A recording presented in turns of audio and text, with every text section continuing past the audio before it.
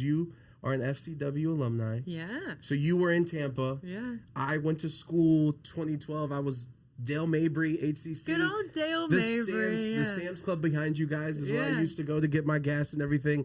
So I just want an FCW story. I used to see you guys at like West Shore Mall, the Walmart. It was still. I always tell this Dusty story. Well, I used to love FCW. It was at first when I first walked in, I was like, this place is a shithole. And it doesn't look like WWE because it was like 2 wrestling rings and like only 5 girls there, including myself. And then there was just all the rest of the guys. And then you had Dusty Rhodes, Steve Kern, Dr. Tom, who was awesome. These Norman legends. Smiley.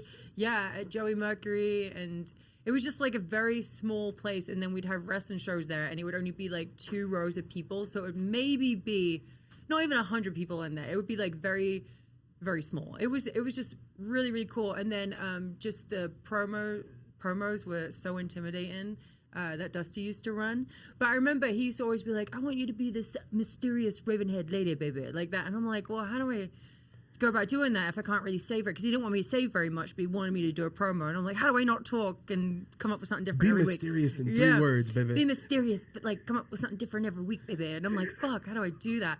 So I got really frustrated one day, and I was just like, I did this promo very half-assed.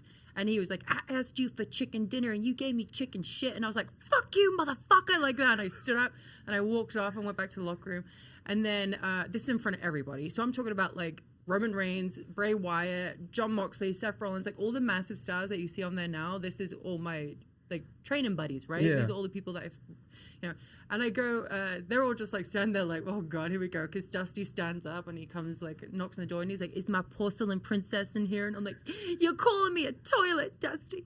And he was just like, he was so sweet though. He was so sweet. He was just like, first of all, nobody calls me a motherfucker like that. And I'm like, you're right. I'm really sorry. I didn't mean to. I'm just like... You care too much. I got emotional. I got very emotional. Yeah. And I just had enough, you know? And he was just very sweet about it. He was just like, listen, it doesn't matter if you're in front of your peers or if you're in front of like 5 people or whatever, you have to deliver your best and whatever you're doing, you know.